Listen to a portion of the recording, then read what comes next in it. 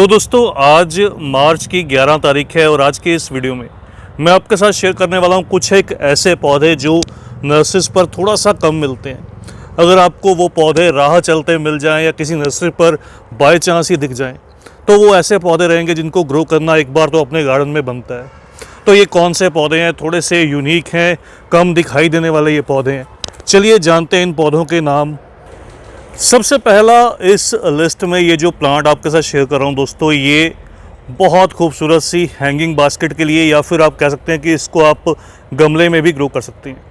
ये देखिए इसके जो फ्लावर्स हैं ये बिल्कुल डिफरेंट है इस मौसम में, ख़ास तौर पर क्योंकि ये सक्कुलेंट पौधा है। मोस्टली जो सक्कुलेंट्स रहते हैं इस मार्च अप्रैल के मौसम में बहुत अच्छे से फ्लावरिंग करते हैं। तो इस पौधे पर भी इस तरह से जो फ्लावर्स हैं इस मौसम में निकल कर आए हैं। अगर इसके नाम की बात करूं तो इस पौधे को पेपरोमिया निवालिस बोलते हैं। इस तरह से इसका जो नेम रहता है पेपरोमिया निवालिस। तो आप इसके स्पेलिंग यहाँ से देख सकते हैं और बहुत खूबसूरत ये वैरायटी है। पेपरोमिया में हालांकि बहुत सी वैरायटीज़ रहती हैं लेकिन ये जो वैरायटी है ये बहुत कम दिखाई देती है।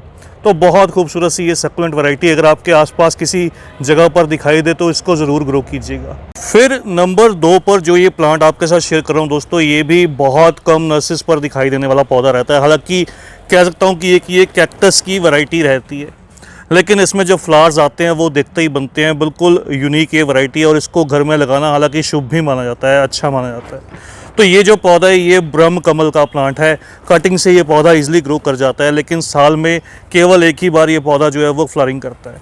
तो ब्रह्म कमल अगर आपके आसपास के एरियाज़ में आपके यहाँ वहाँ किसी नर्सरीज में दिख जाए तो इस पौधे को भी एक बार ज़रूर ग्रो कीजिएगा। बिल्कुल यूनिक ये वैरायटी है ब्रह्म कमल की। नंबर 3 पर मैंने इस लिस्ट में जिस पौधे को नंबर दिया इस तरह से, ये देखिए ये गुजमैनिया का पौधा है। इसको ब्रोमिलियार्ड की एक वैरायटी कहते हैं। तो इन पौधों में जो ख़ास बात रहती है इनके जब फ्लावर्स निकल कर आते हैं वो बहुत लंबे समय तक प्लांट पर होल्ड करते हैं, लगभग 3 से 4 महीने। तो बहुत रेयर कुछ ऐसी वैरायटीज़ रहती हैं जिनके जो फ्लावर्स हैं वो बहुत लंबे समय तक प्लांट पर होल्ड करें। दूसरा, इन पौधों की जो मल्टीप्लिकेशन है इनके नीचे से जो बेबी प्लांट्स हैं वो निकल कर आते हैं। और एक जो ख़ास बात वो ये कि जब इन पौधों को पानी दिया जाता है तो इस तरह से इनके सेंटर में यहाँ पर इनका जो पानी है वो दिया जाता है इन पौधों को और यहाँ से ये पानी जो है वो बहुत ईजिली एब्जॉर्ब कर लेते हैं। तो इस तरह से ये जो वैरायटीज़ हैं बिल्कुल डिफरेंट रहती हैं, बहुत ही ख़ास रहती हैं और रेयर रहती हैं। नंबर 4 पर जो ये प्लांट आपके साथ शेयर कर रहा हूँ दोस्तों, ये देखिए ये मनी प्लांट की बहुत खूबसूरत सी वैरायटी है। मनी प्लांट को भी घर में ग्रो करना जो है वो लकी या शुभ माना जाता है। तो मनी प्लांट में कुछ वैरायटीज़ तो जैसे गोल्डन वैरायटीज़ या नियॉन वैरायटीज़ वो बहुत कॉमन रहती हैं लेकिन एक जो ये वैरायटी है जिसको सैटिन मनी प्लांट बोलते हैं, थोड़ा सा ये हर नर्सरी पर कम दिखाई देती है। इसकी जो लीव्स हैं बिल्कुल ऐसे महसूस होता है जैसे किसी सक्कुलेंट पौधे की पत्तियां रहती हैं। तो इस तरह से सैटिन मनी प्लांट बहुत खूबसूरत सी ऑप्शन है। इसको आप अपने गार्डन में जगह दीजिए, इसको हैंगिंग बास्केट में या गमले में ग्रो कीजिए तो ये बहुत सुंदर दिखाई देगा। फिर अगला जो पौधा इस लिस्ट में आपके साथ शेयर कर रहा हूँ दोस्तों, ये भी एक सक्कुलेंट कैटेगरी का पौधा आप कह सकते हैं। इसकी जो पत्तियाँ बिल्कुल सक्कुलेंट की तरह हैं और कटिंग से ये जो पौधे हैं इजीली ग्रो भी कर जाते हैं। इस तरह से देखिए इनकी जो पत्तियाँ हैं बिल्कुल डिफरेंट सा वेरिएशन है इनकी लीव्स के अंदर। ये जो वेरिएशन है बहुत कम कुछ पौधों में ही आपको दिखाई देता है और ये इनकी खूबसूरती का कारण भी है। अगर बात करूँ ये जो पौधा है ये सेमी शेड में बहुत अच्छे से ग्रोथ करता है। अगर आपको नर्सरीज पर मिल जाए तो इस पौधे को ड्रीमोसिस मैक्यूलाटा बोलते हैं और इस तरह से ये जो पौधे का नाम रहता है और इस तरह से इसकी पत्तियों की पहचान रहती है।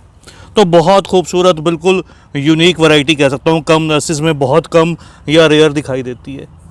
अगला जो पौधा इस लिस्ट में आपके साथ शेयर कर रहा हूँ दोस्तों, ये अपनी बड़ी बड़ी पत्तियों के लिए फेमस है और जो ख़ास बात इस पौधे में है ये इंडोर के अंदर ऑक्सीजन प्यूरीफाई प्लांट है। जितना बड़ा पत्ता उतनी ज़्यादा ऑक्सीजन को ये प्यूरीफाई करता है।